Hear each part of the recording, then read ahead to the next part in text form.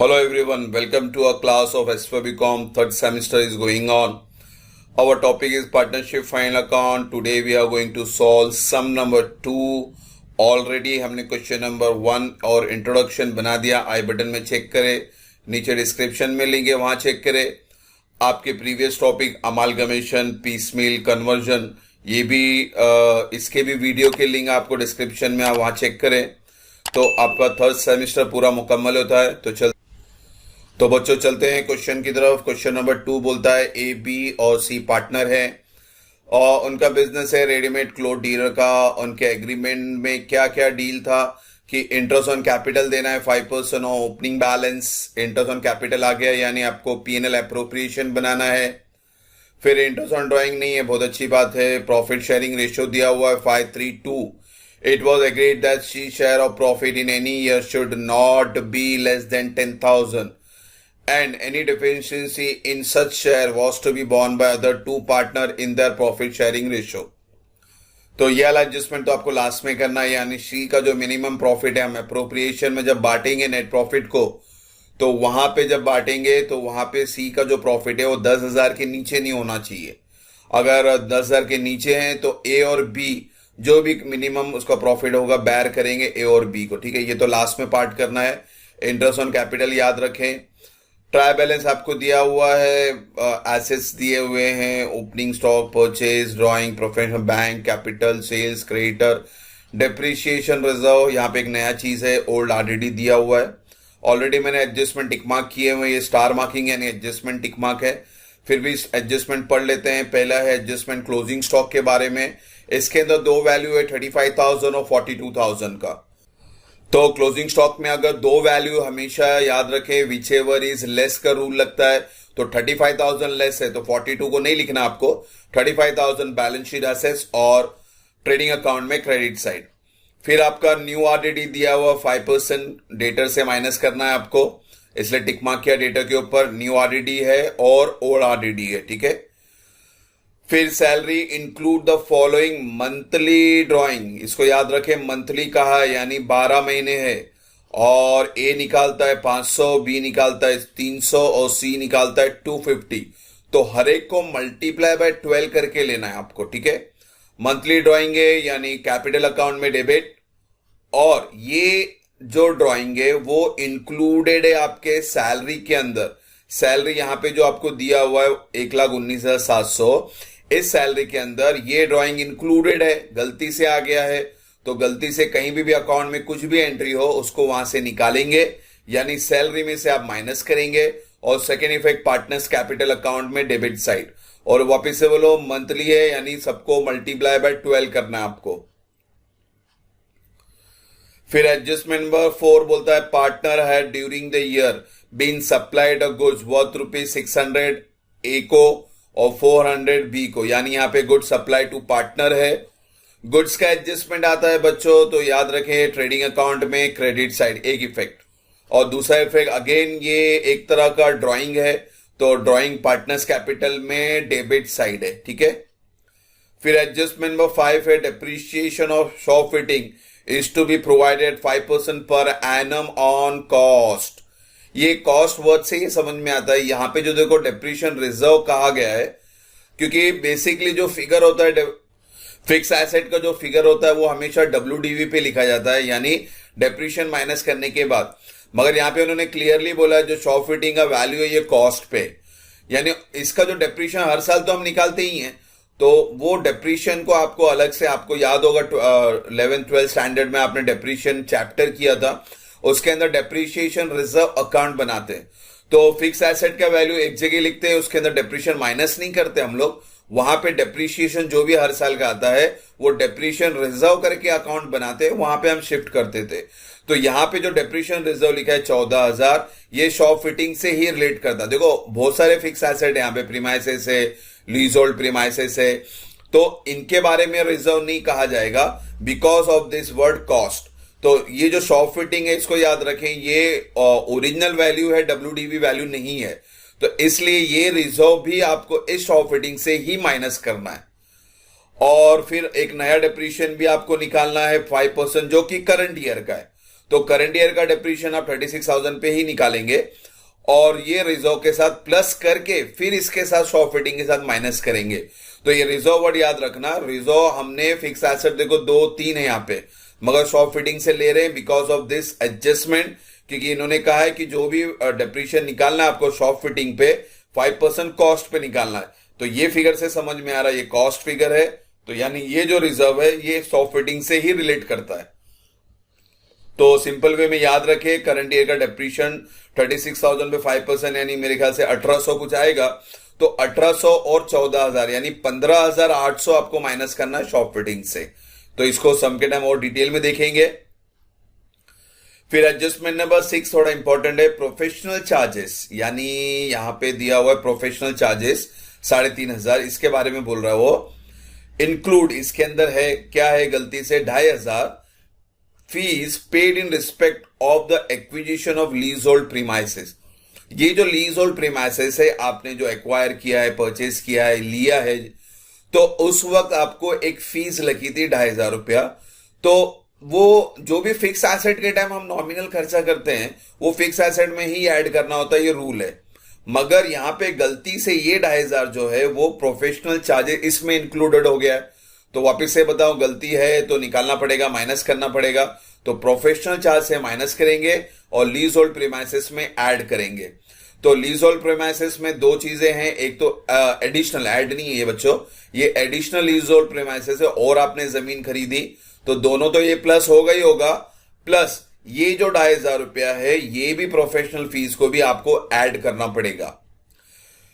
उसके बाद है the cost of addition and alteration to the leasehold premises were to be written off over a 25 year commencing from 1/1/2013। हमारा current year 31 दिसंबर 13 यानी opening 1/1/2013 ही है। तो ये बिजनेस इसी साल शुरू हुआ, यानी लीज होल्ड प्रीमाइसेस जो भी आपने लिया है वो इसी साल का है और इसको रिटर्न ऑफ करना है आपको 25 साल में। तो बच्चों आपका जो लीज होल्ड प्रीमाइसेस ये, एडिशनल लीज होल्ड प्रीमाइसेस ये, प्लस ये जो 2,500 है प्रोफेशनल चार्ज, ये भी प्लस करने के बाद यानी 3 चीज प्लस होगी, उसके बाद जो फिगर आएगा वो फिगर को आपको 25 साल में रिटर्न ऑफ करना है, यानी 25 साल के बाद इसका फिगर 0 होगा। तो सिंपल कैलकुलेशन है, तीनों प्लस करके जो भी फिगर आएगा उसको आपको 25 से डिवाइड करना है, यानी हर साल उतना उतना माइनस करेंगे तो 25 साल बाद इसका फिगर ऑटोमेटिकली 0 होगा। और ये भी एक तरह का डेप्रीसिएशन है और ये रिटर्न ऑफ इसी साल से शुरू करना है, यानी करंट ईयर में ही ये लीज होल्ड प्रीमाइसेस लिया गया है, तो आपको करंट ईयर से माइनस करना शुरू करना है। तो सम के टाइम डिटेल देखेंगे और फिर उनका क्वेश्चन है ट्रेडिंग पीएनएल और बैलेंस शीट बनाइए 31 दिसंबर 2013 के लिए। तो होप सो क्वेश्चन समझ में आ रहेगा आपको। इसमें जो इंपॉर्टेंट है ये मिनिमम प्रॉफिट याद रखना है 10,000, इस सम के टाइम देखेंगे। तो क्वेश्चन सब क्लियर है, तो अब चलेंगे हम लोग सम की तरफ। तो फॉर्मेट तो रेडी है आपका, ट्रेडिंग है, ये लाल लाइन के नीचे प्रॉफिट एंड लॉस है, नीचे पीएनएल अप्रोप्रिएशन है। हेडिंग के लिए जगह नहीं थी बच्चों, मैंने लिखा नहीं, आपको हेडिंग लिखनी है profit and loss appropriation account, then your partners capital, then your balance sheet. ठीक है, तो पहला क्वेश्चन ट्रायल बैलेंस ले लेते हैं। पहला ट्रेडिंग पीएनएल अप्रोप्रिएशन और कैपिटल की एंट्री पास करेंगे, उसके बाद बैलेंस शीट की एंट्री पास करेंगे, क्योंकि आपका क्वेश्चन और सोल्यूशन में दोनों एक साथ नहीं रख सकता हूं, स्क्रीन बड़ा नहीं उतना, तो थोड़ा बेयर करें और समझने की कोशिश करें। फिर शॉप फिटिंग एसेट है, प्रीमाइसेस एसेट, परचेज से एंट्री शुरू करना पड़ेगा। परचेज ट्रेडिंग अकाउंट में डेबिट साइड यहां लिख लेते हैं, इसमें कोई रिटर्न वगैरह नहीं है इसलिए मैंने बाहर लिखा है 2,80,000। Then opening stock again trading account debit, then your salary, salary के ऊपर टिक मार्क है, पीएनएल में इनर कॉलम लिखेंगे, डेटर एसेट से बाद में लिखते हैं, प्रोफेशनल चार्ज पीएनएल एंट्री है 3,500 यहां लिख लेते, टिक मार्क है इसलिए inner column. Drawing partners capital में debit side to drawing 764, bank asset से बाद में लिखेंगे, कैपिटल लिख सकते हैं हम लोग, जगह है यहाँ पे by balance brought down, then sales trading account credit, adjustment वगैरह रिटर्न वगैरह नहीं है इसलिए मैंने इसको बाहर लिख दिया। देन क्रेडिटर लाइबिलिटी बाद में लिखते हैं, डेप्रीशिएशन रिजर्व भी बाद में। आरडीडी ये ओल्ड आरडीडी है और मैंने आपको एडजस्टमेंट बताया था न्यू आरडीडी, तो न्यू आरडीडी से ओल्ड आरडीडी हम लोग क्या करते हैं, माइनस करते हैं। ठीक है, न्यू आरडीडी जब आएगा लिख लेंगे। आपका ये तो मुकम्मल हुआ, क्वेश्चन को यहां बाजू में ले लेता हूं मैं ताकि बैलेंस शीट की एंट्री मुकम्मल करें। बैलेंस शीट में सबसे पहले शॉप फिटिंग एसेट से इसको यहाँ लिख लेते हैं, इनर कॉलम टिक मार्क नहीं किया बच्चों, आप कर लेना। इस पे अपना वो डेप्रीशिएशन आने वाला है, फिर प्रीमाइसेस है 60,000 का, इस पे कोई टिक मार्क नहीं है तो आप बाहर लिखेंगे। लीज होल्ड प्रीमाइसेस टिक मार्क है 45 इनर कॉलम में। एडिशनल लीज होल्ड प्रीमाइसेस 25,000, इसको ऐड करना है इसके साथ। फिर परचेज हो गया, ओपनिंग स्टॉक, डेटर एसेट्स है, इस पे टिक मार्क है, न्यू आरडीडी वगैरह कैलकुलेट करना है आपको।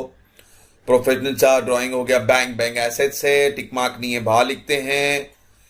कैपिटल लिख लिया, सेल्स क्रेडिटर लाइबिलिटी है, लाइबिलिटी में लिखें। डेप्रीशिएशन रिजर्व मैंने कहा था शॉप फिटिंग से आपको माइनस करना है, मगर आपको करंट ईयर का भी डेप्रीशिएशन निकालना है, तो फिलहाल इसको मैं यहाँ ब्रैकेट में लिख के रख देता हूँ, डेप्रीशिएशन 14,000। फिर जो करंट ईयर का जब एडजस्टमेंट आएगा तो 14 प्लस 5% जो भी था उसका प्लस करके फिर इसे माइनस करेंगे, तो इसको इतने रखते हैं। फिर ओल्ड आरडीडी दिया हुआ है, ओल्ड आरडीडी तो मैंने ऑलरेडी लिख दिया वहां पे, तो इसका मतलब है मेरे ख्याल से ट्रायल बैलेंस पूरा हो गया, इसको हटा देते हैं। अब एडजस्टमेंट शुरू करते हैं। पहला एडजस्टमेंट में था क्लोजिंग स्टॉक, तो मैंने बोला था विच एवर इज लेस, दो वैल्यू दिया है, इसका मतलब विच एवर इज लेस यानी 35,000 trading credit as well as balance sheet में एसेट साइड 35,000।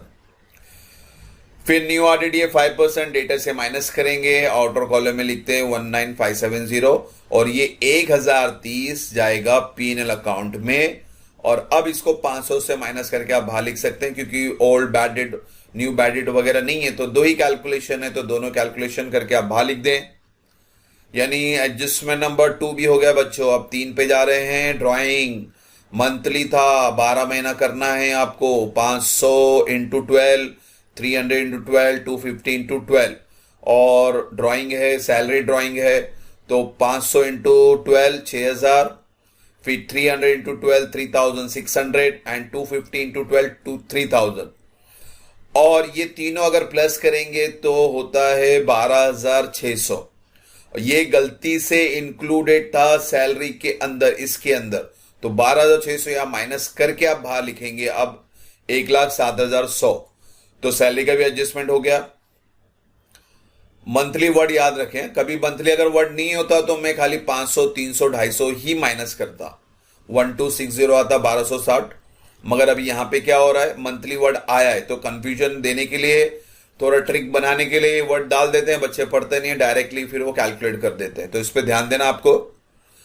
फिर एडजस्टमेंट नंबर 4 में हमने बात की थी गुड्स ड्राइंग है, ये 600 और 400, यहां पे कोई मंथली नहीं है, तो यानी 600 400 ही लेना है। Drawing once again partners capital में डेबिट साइड, गुड्स ड्राइंग है 600 400 का।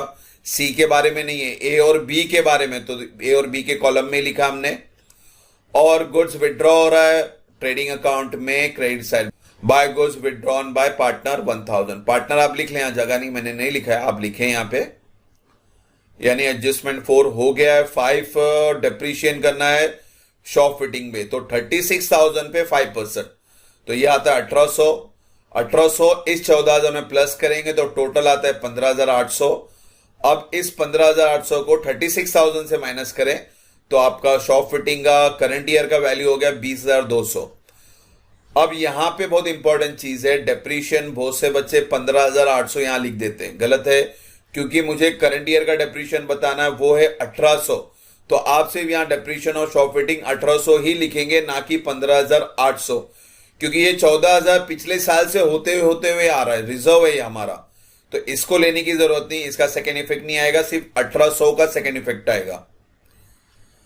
तो एडजस्टमेंट नंबर 5 भी हो गया। 6 था हमारा 2,500, जो गलती से प्रोफेशनल चार्ज में गया है, एक्चुअली वो लीज होल्ड प्रीमाइसेस का था, तो प्रोफेशनल चार्जेस में से 2,500 रुपया माइनस करेंगे, आउटर कॉलम में आ गया 1,000 less expenses of leasehold premises, ठीक है, आप फुल फॉर्म में लिखें। और ये 2,500 रुपया आपको आपके इस एसेट में ऐड करना है, ठीक है। तो जब भी बच्चों फिक्स एसेट में कोई भी नॉमिनल खर्चा हो, उस नॉमिनल खर्चे को हमेशा ऐड करना होता है। Now your total of leasehold premises is come to 72,500, तीनों प्लस किया मैंने, यानी एडजस्टमेंट नंबर 6 भी हो गया। 7वां एडजस्टमेंट था कि भाई लीज होल्ड प्रीमाइसेस को 25 साल में खत्म करना है, रिटर्न ऑफ करना है, तो सिंपल था कि भाई 72,500 को आपको 25 से डिवाइड करना है, वो आपका डेप्रीशिएशन अमाउंट होगा, दैट कम्स टू 2,900, माइनस करके आप बाहर लिख दें 69,600। और ये 2900 करंट ईयर का डेप्रीशिएशन है। तो डेप्रीशिएशन तो कहां लिखते हैं हम लोग, प्रॉफिट एंड लॉस अकाउंट में डेबिट साइड। तो इस तरह से ये एडजस्टमेंट भी मुकम्मल हुआ। अब एक एडिशनल जो पार्टनरशिप डीड के बारे में था ऊपर लिखे थे हमने, तो उसमें थे मेरे ख्याल से पहले तो इंटरेस्ट ऑन कैपिटल निकाल लेते हैं 5%, यानी 80,000, 50,000, 30,000 पे आपको ब्याज निकालना है। तो 80 इंटू 5, 5 40 यानी 4,000, 5 5 25, 2,500, 5 3 15, 1,500। तो इंटरेस्ट ऑन कैपिटल आ गया ए बी सी का, और ये इसका सेकंड इफेक्ट जाएगा पीएनएल एप्रोप्रिएशन में। ठीक है, 4 5 6 7 8,000 होता है टोटल। आप बच्चों एक साथ करके 8,000 भी लिख सकते हैं। आपको अगर बाइफिकेशन बताना है तो इनर कॉलम में लिखें, वो भी राइट है। डायरेक्ट लिखेंगे वो भी राइट है। मैंने इसलिए लिखा है क्योंकि स्पेस नहीं है मेरे पास, इसलिए मैंने यहां पे डायरेक्टली 8,000 लिखा है। एनीहाउ एडजस्टमेंट यो हो गया। इंटरेस्ट ऑन ड्राइंग तो है ही नहीं होता, तो आपको जो ड्राइंग है उसके ऊपर आप ब्याज निकालते, फिर यहां डेबिट में लिखते, और सेकेंड इफेक्ट एप्रोप्रिएशन में क्रेडिट साइड। एनीहाउ यहां पे तो नहीं है तो जाने देते हैं। और फिर ये मिनिमम प्रॉफिट है, इसको याद रखें, रेशियो याद रखें 532 ये बोल रहा है, यानी ये मिनिमम प्रॉफिट के नीचे ही आने वाला है। तो जो भी कम होगा वो ए और बी में बटेगा। रेशियो रहेगा याद रखना 5:3 में बटेगा। तो ये रेशियो याद रखना है आपको। तो अब सब कुछ हो गया तो इसको हटा देते हैं। तो अब पहले क्लोज कर लेते हैं ट्रेडिंग को। आपका क्रेडिट कार्ड साइड टोटल बढ़ा है 481, इसको माइनस कर देंगे हमारे डेबिट के टोटल से, यानी 3,08,412 यानी 3,22,000। एनीहाउ तो इसको माइनस किए 481 से, अब gross profit comes to 1,59,000। Carried down है तो इसको ब्रॉड डाउन कर लेते हैं पीएनएल में, और अब पीएनएल को भी बंद कर लेते हैं। क्रेडिट साइड ही बढ़ा है 151 लिखा है मैंने। अब इसको डेबिट के टोटल से माइनस करें तो अब नेट प्रॉफिट कम्स टू 45,600। अब ये नेट प्रॉफिट को क्या करेंगे, एप्रोप्रिएशन में शिफ्ट करेंगे, क्रेडिट साइड ब्रॉड डाउन, और 45 ही बड़ा है आपका एप्रोप्रिएशन का, क्रेडिट दोनों साइड लिखते हैं, और इसको 8,000 से माइनस करेंगे तो आपका नेट प्रॉफिट जो कैपिटल बैलेंस वो बनने वाला है 37,670 है। अब यहां पे वो एडजस्टमेंट आएगा मिनिमम प्रॉफिट का। तो आपको पहले रफ में इसको बांट के चेक करना है कि सी को कितना है। देखो मैंने रफ में बनाया यहां पे, तो ये 37,670 जो है इसको मैंने 10 से डिवाइड किया, रेशियो था 532, तो डिवाइड करने के बाद आंसर आया 3767। इनके रिस्पेक्टिव रेशियो से मल्टीप्लाई किया मैंने, ए के लिए इंटू 5 किया, बी के लिए इंटू 3 और सी के लिए इंटू 2। तो बच्चों ये आपका आ गया नेट प्रॉफिट आफ्टर डिस्ट्रीब्यूशन। तो हमारे लिए सही सी इंपॉर्टेंट था, तो सी का आंसर आ रहा है 7535, यानी 10,000 से कम है। तो यहां पे नीचे वर्किंग नोट बनाया मैंने ए और बी सी का, जो आया है वो तो नॉर्मली हमने लिख दिया है, मगर यहां पे प्रॉब्लम था कि मिनिमम सी का प्रॉफिट 10,000 से कम नहीं होना चाहिए। तो मैंने 10,000 को 7535 से माइनस किया तो बैलेंस आता है 2465, यानी इतना कम है तो इतना आपको सी को देना पड़ेगा। प्लस कर देते हैं। अब ये 2465 को ये दोनों बेयर करेंगे ए और बी, इसको मैंने 5:3 में इनका जो रेशियो है उसमें डिस्ट्रीब्यूट किया। तो पहले 2465 को डिवाइड बाय 8 करें, जो आंसर आया multiply by 5 and multiply by 3। तो 1540 और 925 ए और बी बेयर करने वाले हैं, तो ये दोनों यहां से माइनस होंगे। तो इनके एक्चुअल प्रॉफिट से माइनस करेंगे तो ए का बैलेंस बचता है 17295 और बी का बैलेंस बनता है 10375। तो आपको अब जो एप्रोप्रिएशन में लिखना है वो प्रॉफिट, ये जो आपने निकाला वो नहीं लिख सकते हैं, आपको ये वाला प्रॉफिट लिखना है 17, 10 और 10। तो ये अलग प्रॉफिट यहां लिख देते हैं हम लोग, 17,295 ए का, बी का 10,375 और सी का 10,000। तो ये कॉन्सेप्ट समझना है आपको बच्चों, क्योंकि एडजस्टमेंट में लिखा था सी को मिनिमम प्रॉफिट 10,000 देना है। तो ये कैलकुलेशन आपको समझना है। वर्किंग नोट हटा देते हैं। रेशियो मैंने ऐसे ही लिख दिया, आपने रेशियो में नहीं बांटा, आपने इसके लिए वर्किंग नोट किया हुआ है। एनीहाउ आपका अब एक्चुअल प्रॉफिट आ चुका है, जो एप्रोप्रिएशन से अब शिफ्ट होगा पार्टनर्स कैपिटल में अपोजिट साइड। तो ए का है 17,295, बी का 1035 और 10,000 सी के लिए। यहां पे नेट प्रॉफिट लिखें आप। और अब हमारा फाइनल स्टेज आ गया है, पार्टनर्स कैपिटल बंद करते हैं। मेरे ख्याल से तीनों का क्रेडिट साइड ही बड़ा है, तो तीनों का क्रेडिट साइड का टोटल लिखें, दोनों साइड लिखें। अब ए के लिए माइनस करें, बी के लिए माइनस करें, सी के लिए माइनस करें, तो आपका बैलेंसिंग फिगर आ गया 87,695 फॉर ए, बी का 52,875 और सी का 34,500। और ये जो बैलेंस आया है आपका एक्चुअल और फाइनल कैपिटल है बच्चों, और कैपिटल जाता है बैलेंस शीट में लायबिलिटी साइड। तो तीनों लिख के मैंने प्लस कर दिया, तो आपका total capital A B C का बनता है 1,75,070। तो इस तरह से अब आपका फाइनल स्टेप आता है बैलेंस शीट को टैली करना, and your tally figure comes to 2,48,70 rupees. तो इस तरह से ये बैलेंस शीट आपका क्या हो रहा है बच्चों, टैली हो रहा है। ये सब में जो इंपॉर्टेंट पार्ट था, पहली बात तो शॉप फिटिंग का था, और दूसरा लीज होल्ड प्रीमाइसेस का भी था। एक्सपेंस याद रखें, फिक्स एसेट पे कोई भी एक्सपेंस हो उसको ऐड करेंगे, और रिटर्न ऑफ 25 साल 20 साल 30 साल जो भी बोला होगा उसी से आपको डिवाइड करना है, वो आपका डेप्रीशियन एक तरह का है। और डेप्रीशियन फिर याद रखें 2,900, शॉप फिटिंग का डेप्रीशियन भी याद रखें 1,800 ही जाएगा, आपको करंट ईयर का डेप्रीशियन बताना है। और फिर हमारा मिनिमम प्रॉफिट अगर आप 37,670 को बांटेंगे तो अलग फिगर आया था, आपको चेक करना है। इसलिए आपको जब भी मिनिमम प्रॉफिट का एडजस्टमेंट आता है, तो जब आप ये फाइनल फिगर पे आएंगे 37,670, इसको रफ में डिस्ट्रीब्यूट करके चेक करें कि सी का मिनिमम प्रॉफिट 10,000 आ रहा है कि नहीं आ रहा है। ये सब में नहीं आया था बच्चों, तो इसीलिए आपने रफ में कैलकुलेशन किया, फिर लास्ट में आपको पार्टनर्स कैपिटल से कैपिटल आया, एंड लास्ट में आपका बैलेंस शीट क्या हो रहा है बच्चों, टैली। तो होप सो यहां तक कोई डाउट ना हो। इंशाल्लाह क्वेश्चन नंबर 3 जल्दी बनाएंगे। अब जो हम क्वेश्चन नंबर 3 बनाएंगे वो एडमिशन ऑफ पार्टनर के साथ बनाएंगे, तो वो वीडियो जरूर देखना बच्चों। Thank you for watching the video. God bless you.